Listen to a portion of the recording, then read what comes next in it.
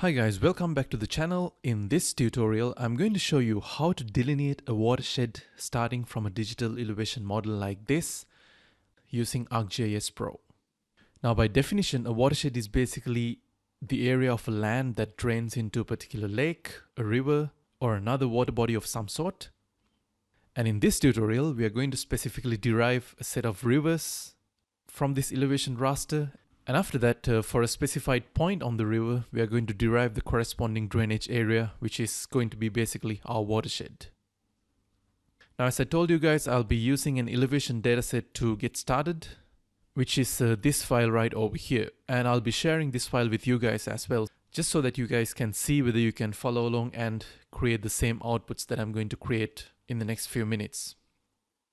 And in the background, you can see that I have already opened up my ArcGIS Pro workspace. What I'm going to do is I'm going to drag this TIFF file and drop it on my workspace like this. And as you can see, that'll automatically zoom me into the extents of this TIFF raster. And if I zoom out a little bit, you can see that my area of interest is somewhere around the southwest region of South Africa. So once you import this TIFF raster file over to your workspace, this is how it basically shows up. And the color variation basically shows us the elevation difference across this region. And in case if you would like to have this displaying colors to be a bit more vibrant, what you can do is you can just right click over here and head over to symbology. And from here you can select a color scheme of your choice. So let's say for this particular example, I might go with a color scheme like this, where in this case you can see right over here, the highest values are actually shown in blue color and the lowest values are shown in this brown color. I might go ahead and invert this, or you could just go ahead and select another color scheme as well. Let's say if I were to go with this one, and in this case you can see that the highest values are shown in blue color and the lowest values are shown in this yellowish sort of colors. And if I remove this invert that has been applied on this color scheme, you would sort of be able to get an understanding of how the river network is supposed to look like, as those are the points on this raster which is supposed to have the lowest elevation. So if I were to graphically sketch out and show you guys what exactly we are going to do in today's tutorial, it's going to be something like this. As you can see right over here, we can sort of see the river line. If I happen to pick a point on the river just like this, and if I were to sort of estimate what the corresponding drainage area of this point is supposed to look like, it should be something like this. Well, I'm doing a very rough sketch, so I might not be accurate with my boundary, definitely. So based on the color variation, you should be able to get an idea that the land that's contained within this boundary, whenever there's a rainfall event, due to the topographical variations, all the water that falls over this part of the land should eventually end up in this kind of small streams, and that will eventually travel into these larger streams, and eventually it'll make its way to this point. And the same thing would happen over here as well. Eventually it goes into this kind of a larger stream and would make its way into a higher order stream and eventually pass through this point. And in this case, this is going to be my watershed boundary. So I hope you managed to get a grasp on the concept of watershed from this simple sketch. And in today's tutorial, we're not going to do this manually. We are going to get the help of ArcGIS Pro to not only get the rivers derived, but also the corresponding drainage areas as well. Alright, now let's switch back to ArcGIS Pro. And in the process of deriving a set of rivers and the corresponding watersheds, we're going to actually have to follow a structured set of steps.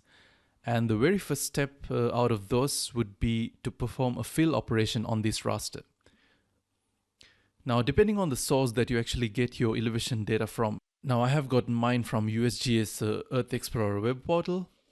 So if you are really getting started with a very raw set of elevation data, there's a good chance that you might actually find this kind of small imperfections in your raster dataset. So by doing this fill operation, what we are going to do is we're going to basically fill it up so that we would no longer have these kind of sinks present in our raster. And to do the fill operation, what we can do is we can head over to View over here and go to Geoprocessing. And from here, head over to the Toolbox. And you can scroll down and go to Spatial Analyst Tools, and under Hydrology, you'd be able to find the tool that we're looking for, which is Fill. So, well, most of the tools that we're going to use, especially for deriving the watershed and the set of rivers, is going to be contained within this Hydrology tab. However, if you were to go beyond that and perform any other sort of GIS operation, you can basically pick any of these other tools that's available for us through ArcGIS Pro. So let's get started by running this Fill tool. So just double click over here. And as the input surface raster, what I'm going to do is I'm going to select my elevation data. And when it comes to the output raster, I'm just going to, well, provide it with a proper name. Let's call this Fill raster. And after that, let's hit run and see whether the tool works correctly or not. So you can see that it's going to take a couple of minutes, depending on the size of the raster. Great, now you can see that we have gotten this Fill raster, which is the newly generated raster. And if you pay close attention to what these elevation values were before, you can see that the top elevation is 3475, which is not changed in this newly created raster. But if you look at the lowest elevation, which happened to be 300 previously, but now it has been increased to 307. And that actually says that there has been some imperfections or some sinks in this previous raster, which actually got filled when we put this original elevation data raster through that fill operation. And now we have this newly created raster. So I would even go ahead and get rid of this, because from here onwards, this would be the raster that I'll be using as my base raster, the filled raster. And any operation that we're going to perform from here onwards will be performed on this raster. So let's go ahead and get rid of this original elevation data raster. And I'm not going to change the symbology this time. I'm just going to let it have this original color scheme. And after performing the fill operation, the next operation that we're going to perform is called flow direction, which happens to be right over here under Hydrology tools as well. So just click on flow direction, and now we are supposed to provide the input surface raster. And as you might have guessed, we just have only one raster, which is this filled raster, which is going to be the input raster for this flow direction tool. So let's go ahead and select that. And what we can do is we can just go ahead and maybe change the file name.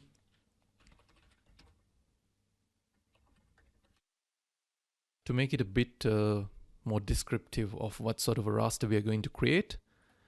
And right over here, you can see that when it comes to the flow direction type, we have a couple of options.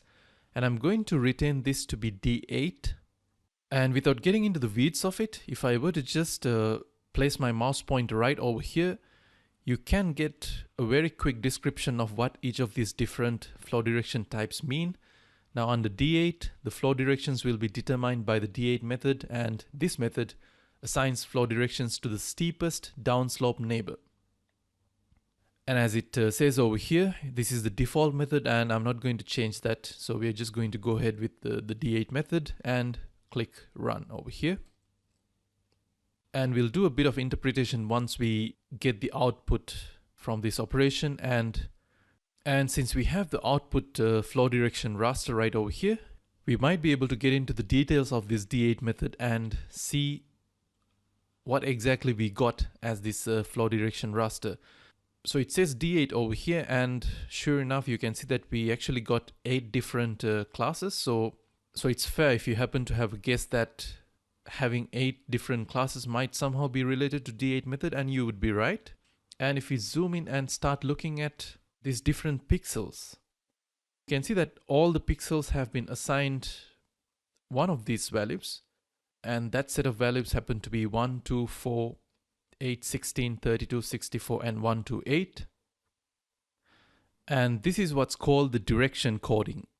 So right now on the screen, you're able to see what this direction code actually refers to. So all the pixels that have been assigned number 1, that are shown in this sort of a gray color, are corresponding to a flow direction that's towards the eastern side. And alternatively, any pixel that has been assigned the value 16 which is shown in this kind of a blue color, has a direction towards the west side. So by that definition, if you would like to see the pixels that are sort of draining to the north side, you would have to look at the pixels that has been assigned number 64, which is shown in this kind of a purple color, and so on. So if you didn't really have any idea what each of these different colors happen to mean, now I guess you have a very clear idea. So it's not just a random assignment of colors. Each color that has been assigned to each of these pixels does have a meaning, and that relates to the direction coding. Alright, so let's head over to the next step. What we just created was the flow direction raster, and following that, the next thing that we are going to create is the flow accumulation raster. And as the name suggests, what flow accumulation raster is going to give us is basically the points or the areas where the flow is going to get accumulated, which typically happens to be rivers and lakes and water bodies, things like that. So let's go ahead and back up one step, and we'll head back to the hydrology tools, and right over here you can see the flow accumulation tool. And as you can see over here, the input to the flow accumulation tool is going to be the flow direction raster, which is this one right over here. We can just drag this and drop it over here, or you could have simply just selected it from here as well. And the output, I'm just going to name that as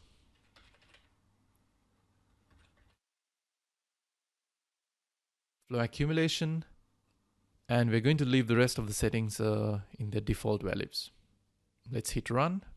Now this step usually takes a bit longer than the other two steps. So if you're not really seeing the result immediately, just be patient for a few minutes. Alright, if you notice, we actually got a completely black screen with a slight shade of a line that's running across right over here.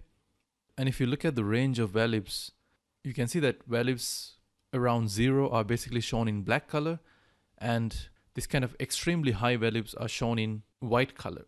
So if I zoom into this white line that I can see right over here, and if I head back to map and pick this explore tool, what I can do is I could just click on one of these white pixels, or in this case it actually looks like a gray pixel because it's very close to this maximum value, but it's not the maximum value. So if I click right over here, what I would be able to get is basically the information corresponding to that particular pixel. And you can see that that particular pixel happens to have a value of about 7.6 million. So naturally you might be wondering what this value actually happens to mean, because in the previous two steps we did understand what each of these values happen to mean. And in this step, you can see that we have started seeing these insanely large values. So what does this actually mean? Well, by definition, depending on the location that you select, this is going to be the total number of cells of the drainage area that basically happen to drain to that selected point. Now, it might not really make sense just because we cannot really see the river network just yet. But let's say if I were to zoom in like this, and if I get rid of this, well, let's hide these layers for the time being, and if I hide the flow accumulation layer as well, you'd be able to see that underneath in the base map, there's actually a river running through. And believe it or not, this flow accumulation step, which we started all the way from our original DEM, really managed to capture the shape of that river, and it's indicating that all of these cells are cells that have very high flow accumulation compared to all of these other cells, which probably indicates that there's actually a river running through. And sure enough, if you happen to deactivate this layer and check what's underneath, you can see that compared to these small streams, there's actually a larger river running through. So that's what we are getting from this flow accumulation raster. But in case if you're wondering, why aren't we seeing any other rivers? Why do we just see this one single river which happens to have a relatively larger flow accumulation? That's because of the way how this color scheme has been defined. So what I can do is I can right click and head over to symbology, and instead of using a stretch style, what I could do is I could go with a classify type of a representation. And well, the color scheme, I'm going to flip this back to black and white. And in terms of classes, let's switch this back to 2. And right over here, you can see that we actually can manually specify values. But if I head over to this histogram, you can now start seeing that this is value 0 and this happens to be the maximum flow accumulation value. All the values from 0 until this particular value is now being shown in black color, and all of these other values are shown in white color. So the reason why you're only seeing these major river lines but not the minor tributaries is because all of those minor tributaries happen to have a value that's within this range, and now it's basically is being shown in black color. That's why we don't really get to see that. So if you really want those minor rivers to show up, what we need to do is we have to sort of play around with this level and make sure that we actually include those lower flow accumulation values into this white band and not to the black color band. And there are actually multiple ways of doing that. What I prefer to do is usually to go over here and make the changes manually. So right now we have a value that's close to, let's say, 9.6 million. I'm just going to put in 10,000 and see what happens. Yeah, let's head back to the histogram again. I can't even see the black color band because all the flow accumulation pixels that are within 10,000 and this maximum value are now being shown, and that includes my smaller tributaries as well as the larger tributaries as well. And this actually might be a river network that's a bit too detailed in nature. So you can always go back and play around with these values. So if you don't want to go down to 10,000, maybe we could even put in 50,000 and see what happens. So definitely you can see that that detailness drops down, and now we only start basically seeing the major rivers and the corresponding tributaries. And if I go as high as even, let's say, 150,000, you can see that we really did lose some detail. But I think for today's tutorial, this is actually a sufficient level of detail that I'm looking for. And out of all of these rivers, the river that happens to be right over here is basically my river of interest. By the way, when this is zoomed out, it appears as if the lines are broken. But if you actually zoom in properly, you can see that the line is actually a continuous line. Well, that's not to say that it's actually a polyline feature just yet. It's still a raster, just that it happens to be a continuous set of white color pixels, which is indicative of the river. Again, if you happen to deactivate this, you can see that underneath we can see the actual river that's running down like this, which actually says a lot about the DEM that we selected. That explains that that DEM is actually sufficiently accurate enough for us to do this kind of a river line derivation as well as catchment derivation, which is what we're going to do next. Alright, so the next step is basically to specify a point on this river line that you would like to have as the outlet of your catchment or of your watershed. And I'm going to specify that point right around here before this river joins with this incoming river. So I'm just going to pick my outlet to be somewhere over here. And to specify this point, you would have to create a new point feature and place it right on top of one of these pixels. So that's the way to specify the location of the point. So to do that, I'm just going to browse to the folder that I'm working in right now. Let's go to View and open up the catalog pane. And from here, you can see that under folders, currently I'm working in this folder right here. In case if you would like to make a new connection to whatever the folder that you're working in, you can right click and select Add Folder Connection, and you can browse through to the folder. But in my case, I happen to keep my data right over here. So you can see the original elevation dataset that we worked with at the beginning.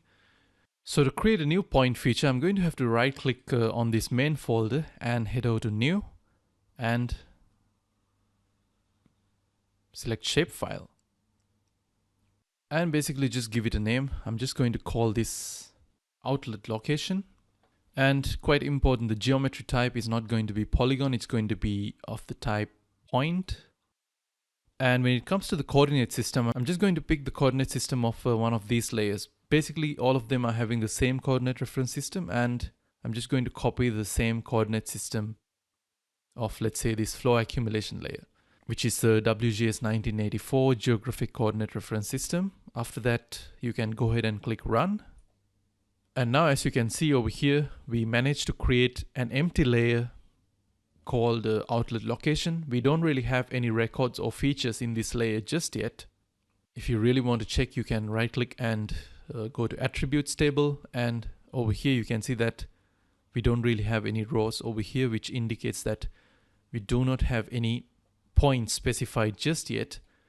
So to specify a point, you have to put this into editable mode, and to do that you can head over to edit, and after that click on create, making sure that you have selected the correct layer right over here. So hit create from here, and over here you can select the corresponding layer as well, its outlet location. And after that, make sure that you have selected this point, which is going to create a point feature. After that, I'm just going to zoom out just a little bit to make sure that I have captured the extent of the river that I'm looking for, which is this one right over here. And I would like to specify my point somewhere over here before it joins with this incoming river. So let's maybe pick this pixel to be my outlet point. And after that, to finish the specification of point, you can just click right over here and finish. So if you head over to the attributes table of this layer, right now you can see that there is one record, which is this one right over here, and we just need one record since we are trying to generate only one watershed. Now mind you, in few minutes I'm also going to tell you how to create multiple watersheds, and when creating multiple watersheds you would have to create multiple points as well. Well, we'll discuss a bit more on that when we get to that. So at this point we just have one single point, and well, I would have to go over to this save button and save my edits to make sure that I don't accidentally move this point around. And let's clear all the selections, and we can see our point right over here. Well, if it's not really noticeable, what we can do is we can right click and head over to symbology and make sure that we maybe increase the size of this point a bit. Go to properties, pick a color that's much more visible, and maybe increase the size of the point as well. Yeah, now you can see that it's very clear. All right, so we made sure that this point lies exactly on top of this cell. And as the next step, what we have to do is we have to head back to our hydrology tools by heading over to analysis tools, and right over here under hydrology you can see that we have the set of tools that we've been using so far, and the next tool that we're going to use is called watershed. So as you can see over here, the input raster for the watershed tool is going to be flow direction raster, not the flow accumulation raster. So the flow accumulation raster was helpful for us to see the extent of the rivers or the formation of the rivers based on the points which happens to have the highest flow accumulation. But for this watershed tool, the input is going to be the flow direction raster, which is this one right over here, which we can drag and drop it over here. And on top of that, we are also supposed to provide the outlet point, the corresponding outlet point for which we would like to generate the drainage area. And that was specified by this outlet location point feature, which I can select from here. And when it comes to the pour point field, we don't really have to bother about this much at this stage. So I'm just going to let it be the ID, and the output raster, I'm going to name it as watershed 1. And just to make sure that we don't really get any errors with regard to the extent of the generated watershed, what I'm going to do is I'm going to head over to this environments tab and make sure that my processing extent covers the entire extent of, let's say, my flow direction raster, which basically ensures that my generated watershed is going to cover the entire extent of my raster. But that does not mean that it needs to have an extent all the way from this corner to this corner. It's just a specification of the extent to ensure that it utilizes the raster fully without having any areas cut down. Alright, after that we can just go ahead and hit run, and that should actually generate the watershed corresponding to this outlet point. Alright, now you can see that the watershed got generated. However, we cannot really see that, or we cannot distinguish that from the background because it's drawn in black color. What I'm going to do is right click and head over to symbology, and well, under this primary symbology, we're just going to select unique values because there's going to be just one value, and I'm going to change that to be, let's go with a color like this. Now you can see that it perfectly managed to create the boundaries of the watershed, not really getting into the land areas that corresponds to, or that basically flows into these other rivers. And what you also could do is, if you want to see the underlying river, you could head over to raster layer and maybe increase the transparency just a bit. Yeah, when you do that, you would be able to see the underlying river correctly as well. Now you could actually take a step further and export this to be a polygon, because right now it's still a raster. So you could do things like calculate its area, and I think I'm going to do that. However, before getting into that, I would also like to show you guys, now this is generating just one watershed. Now what if you'd like to create sub-catchments that pertains to these minor river branches that are flowing into this major river? And you can control the number of catchments that gets generated by controlling the number of outlet locations. Now in this case, you can see that I just had one outlet location. That's why it basically captured the entire drainage area that drains into that particular outlet point. But if you have multiple outlets, it's going to capture its own drainage area and basically give us multiple sub-catchments, and that's what I would like to show you guys as well before we head over to the step of basically converting all of these generated watersheds into polygons. Alright, so as you might have imagined, what I would have to do is I would have to increase the number of outlet locations in that case. So I would head back to this same layer. I'm not going to create a new layer, I'm just going to use the same layer and select edit and create. Click on this once, and this time, in addition to this main point, I'm also going to create points along these junctions. So let's say if I were to pick a point somewhere over here, it should basically create a sub watershed or a sub catchment that's draining into this river line. And well, if I be a bit more specific and put a point right over here and one point right over here as well, that should create two separate sub catchments corresponding to these two river lines. And well, what I could do is I could also add another point right over here before it joins this main river, because that way I would be able to generate a sub-catchment that corresponds to this river line as well. And at the same time, let's see, if I want to have an entire sub-catchment for this river branch before it joins the main river, I could put a point somewhere over here, and that should generate a sub-catchment that looks basically like this. And let's head up here and maybe add 2 points, because I would like to have 2 catchments for each of these river lines as well. Well, this one, yeah, why not? We can go ahead and add a point to this river line as well. Now again, you have to make sure that you place this point before it actually joins the main river. That way it would be able to distinguish which river line you're actually referring to and draw the corresponding drainage area.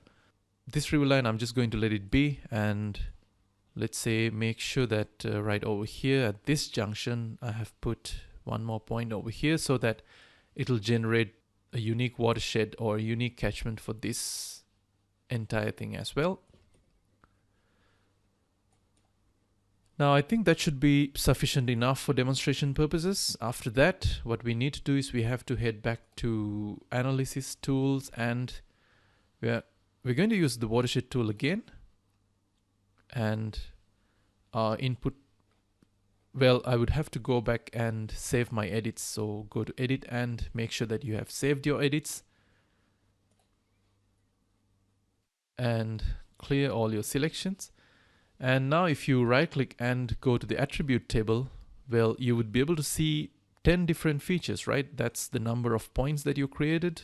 1, 2, 3, 4, 5, 6, 7, 8, 9, 10.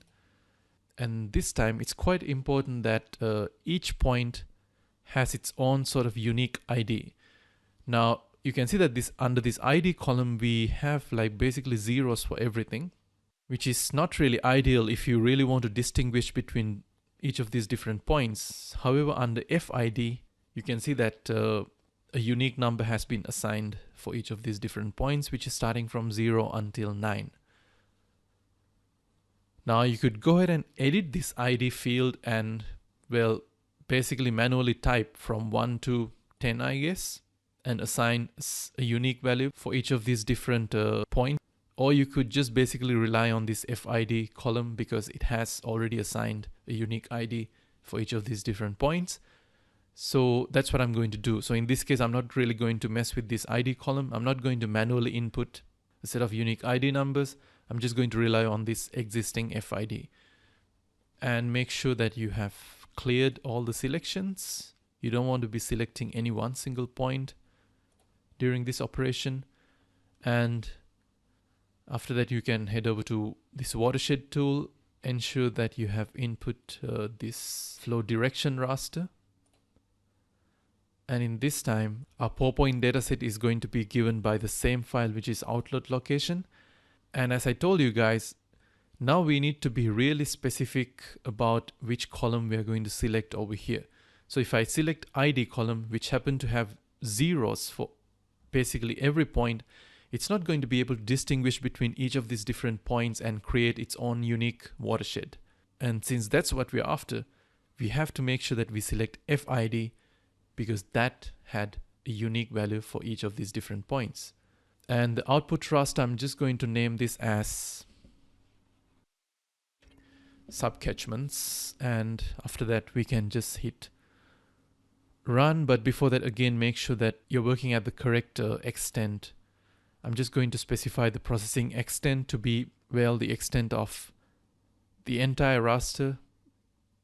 We can just pick flow direction and it'll automatically pick the extent coordinates of the entire raster. And after that, select run.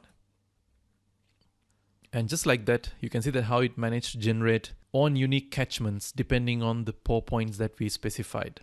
Well, if I increase the transparency, I would be able to see the underlying river lines as well. And so let's go ahead and do that.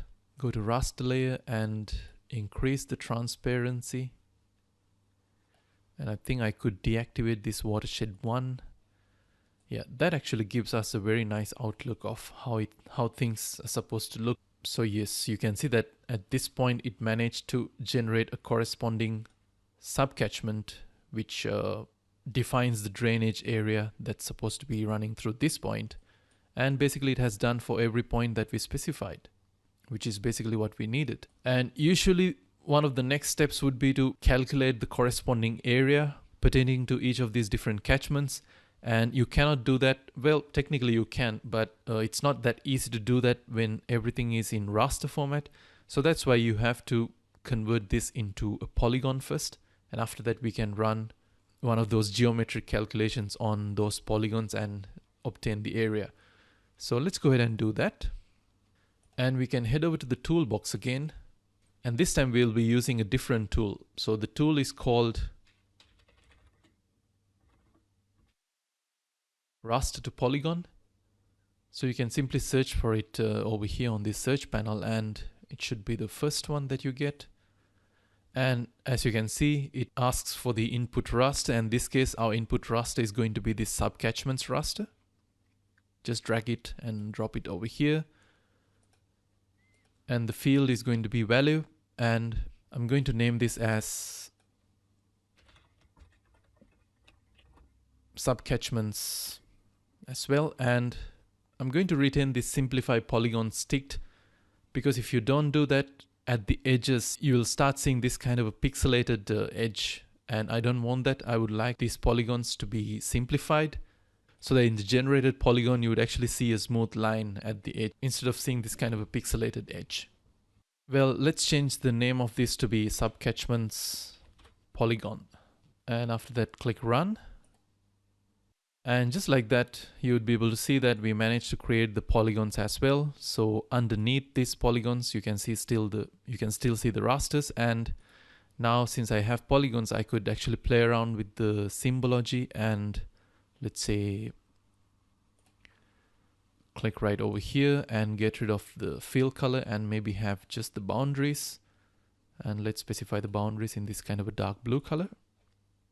Click apply, and you can now see that this nice outline of each of these different polygons. And not only that, you can head over to the attribute table. And over here, you can see that by default, we get two different measurements, shape length and shape area. However, you have to keep in mind that currently we are working in geographic coordinates, so this area might not really make sense. What we have to do is we have to change the coordinate system from a geographic coordinate system to a projected coordinate reference system. And after that, we can calculate the area in a unit like square meters. So what I'm going to do is I'm going to right click over here and go to properties of my map. And under coordinate system, I'm just going to pick this 1984 Web Mercator coordinate system. Click apply and click OK. You can even see that the shape changed slightly. Now what we have done is we have actually changed the coordinate system of the data frame, but we haven't changed the coordinate reference system of any of these different layers. So what I'm going to do is I'm going to right click over here and go to data and export features. And I'm going to create a new feature called, well, let's call it sub-catchments 1. And the reason why I'm doing this is I would like to create a new shapefile with this new coordinate system, and that's going to be the coordinate system of the current map. Click on this button right over here. You'd be able to see that currently my layer is actually using two different coordinate reference systems, and I'm going to pick this one. So we have specified the output coordinates and everything seems to be fine. Now click OK. And that should create this new sub-catchments file. So if you inspect the two different coordinate systems, right click on the original layer, go to properties, and over here under spatial reference, well, source spatial reference, you'd be able to see that the spatial reference, it's going to be a geographic coordinate reference system. That's what it was before. And after the conversion, if you head over to properties, right now you can see that it's a projected coordinate reference system, which means that we can work in units like meters. Over here you can see that the linear unit is meters. And now I can very confidently right click over here and go to attribute table, and well, it has automatically generated the area for me. Or if you would like to do the area calculation maybe in a different unit, what you can do is you can add a new column like this and just give it a name like area calculation and select the data type to be double, and you can save the new field. After that, come back to the original attribute table and you can see that that newly created field over here. What you have to do is right click over here and go to calculate geometry and make sure that you select the property correctly over here. So what you need is basically the area for each of these different items, and from here you can pick the correct area. So let's say since this has been already calculated in square meters, let's say if I wanted to calculate the area in square kilometers or in hectares, I could select the coordinate reference system to be this one right over here and click OK. And as you can see, it basically generated the area for me in hectares. Now, one more thing before we wrap up this tutorial for today. If you would like to create a set of polyline features that would represent this set of rivers as well, well, you could quite simply do that as well. So as the final thing, I'm going to generate a set of rivers using this flow accumulation raster so that we could very nicely overlay those rivers on top of each of these different catchments. And to do that, I'm going to use another tool called reclassify. So since we have the toolbox right over here, just search for the tool called Reclassify. So let's pick this tool. And what I'm going to do is I'm going to take this flow accumulation raster. So let's hide these layers for the time being. And I'm going to take this flow accumulation raster and perform a permanent reclassification. Now, what do I mean by that? Right over here, you can see that I have classified this into two different classes, but this is a temporary classification. If I were to just remove this layer and then put that back into ArcGIS Pro, it's not going to retain this classification. The classification that I did over here through symbology was just for visualization purposes. But now I'm going to make it permanent by using this tool called Reclassify. I'm going to use this layer as the input. Well, the reclass field is going to be the value. And right over here, based on this set of values, I'm going to have just two classes. So from 0 until 150,000, we are going to have one class. And from 150 until the maximum number, we are going to have another class. And let's name this as Reclassify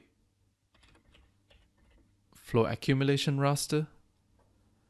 And after that, you can hit run. And that's going to result in a permanently reclassified raster. Over here, you can see that we just have two classes, class number 1 and class number 2, which happens to sort of represent what we had, or all the pixel values that we had under this class and this class right over here. And as you can imagine, what we're interested in is just basically all the pixel values that are under number 2, which is shown in pink color. Well, I'm going to change the colors over here, this one to be maybe in blue. Well, just for visualization purposes again, and I could put this back to be black. And now if I open up the attributes table of this, you can see that we have basically two sets of information. So the first one is basically referring to all of these different pixels that are shown in black color. And the second row is referring to all the pixels that are shown in blue color, which is what we are interested in basically. So what I'm going to do is I'm going to make sure that I select this row, which means I'm going to select all of those lines. And after that, I'm going to head over to Analysis and Tools, and I'm going to use a new tool called Raster to Polyline. And after that, as the input raster, I'm going to drag this and drop it over here, ensuring that this row is selected. And as the output polyline feature, I'm just going to name this as Reverse. And after that, we can hit run.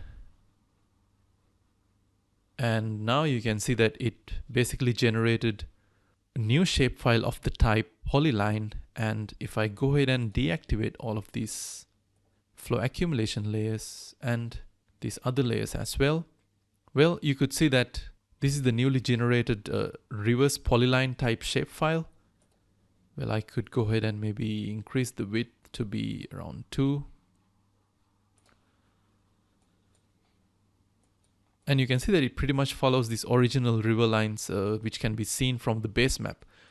Now, it might not be reflective of the path precisely. That actually has to do with the errors associated with the DEM.